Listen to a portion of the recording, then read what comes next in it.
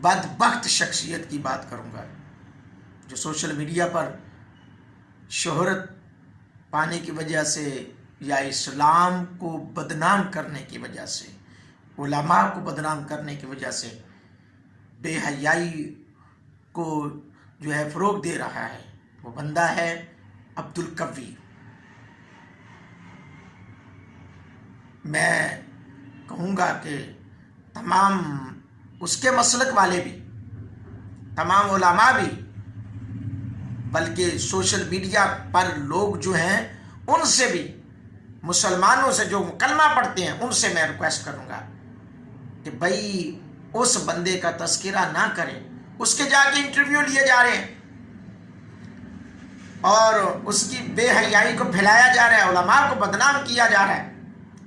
वो बदबख्त है, वो बेगैरत है, वो बेहया है।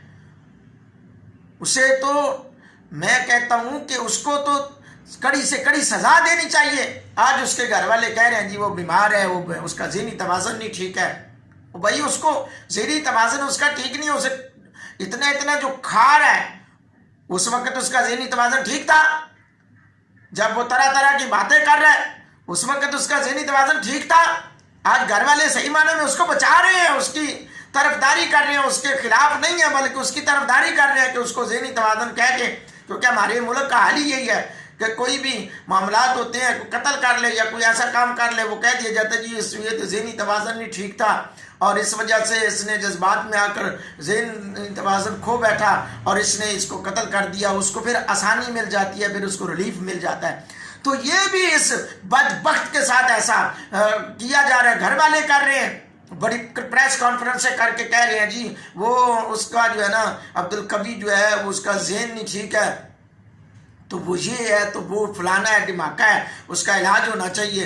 तो भाई उसको कड़ी से कड़ी सज़ा होनी चाहिए ताकि उसको आने वाली नस्लों को पता चले कि ये जो टिकटॉक के साथ या टिकटॉकर्स के साथ वो इस तरह की बेहयाइयाँ करते हैं और वो बेगैरतियाँ दिखाते हैं, लोगों के सामने आते हैं और लोगों को अपने आप को। एक और मदारी मौलवी साहब हैं नासिर मदनी साहब, हाँ नासिर मदनी हैं, तो वो भी मदारी मिंबर पे बैठ के देखे कितनी हमारे लिए बात है। तौहीद का दर्श देने वालों, तौहीद का दर्श नहीं है कि मिंबर पे बैठ के उसको बंदे इकट्ठे करने के लिए उसको बुला लिया जाता है, वो बंदे इकट्ठे करने के लिए बुला लिया जाता है और वो आके मिंबर पे बैठ के लोगों को यानी कि वो लतीफ़े कहानियाँ सुना के चला जाता है। भाई अगर मैं नासिर मदनी साहब से गुजारिश करूंगा कि अगर आप चाहते हैं आपकी इज्जत में और इजाफा हो, ये इज्जत नहीं है, हकीकत है, ये इज्जत नहीं है। इज्जत तो ये है कि दीन की खिदमत करो ताकि रहती दुनिया तक आपके काम को लोग सराहते रहे। क्या है मशहूर हो जाना इज्जत नहीं है, मारूफ हो जाना इज्जत नहीं है, दौलत आ जाना इज्जत नहीं है। दौलत अबू जाल, अबू लाब, उतबा, शैबा के पास भी थी, इन लोगों के पास दौलत कम नहीं थी। कैसर और किसरा के महल्लात के मालिकान के पास दौलत कम नहीं थी, यमन वालों के पास दौलत कम नहीं थी, शाम वालों के पास दौलत कम नहीं थी। लेकिन एक दुर्रे यतीम ने, आमीना के लाल ने, आए है करीम आका अलैहिस्सलातु वस्सलाम ने बगैर दौलत के लोगों को बताया। और फिर हुजूर के असहाब ने मदीने में जब आए हिजरत करके क्या लेकर आए थे? कुछ भी नहीं था, फकत अल्लाह के नबी की मोहब्बत थी। आज उनको असहाबे मुस्तफ़ा कहा जाता है, आज उनको मुहाजिरीन कहा जाता है, आज उनको जन्नती कहा जाता है। तो मैं नासिर मदनी साहब से भी गुजारिश करूंगा कि खुदारा आप जो है ना सिंसियर किस्म की गुफ्तगू किया करें, लोगों को ये खेल तमाशे वाली या हंसाने और मजाक वाली बातें ना सुनाएं, कुरान और हदीस का दर्स दें। लिखा होता है कि दर्स से कुरान, और फिर सुन रहे होते हैं लोग वहाँ पे बैठ के वो मजाक किया जा रहा है, मजाक किया जा रहा है। ऊपर हेडलाइन है दर्स से कुरान। दर्स कुरान है तो फिर कुरान से बयान करो, कुरान बयान करो, कुरान पढ़ो, कुरान की तिलावत करो, ताकि آپ کے جانے کا مقصد پورا ہو، لوگوں کے آنے کا مقصد پورا ہو.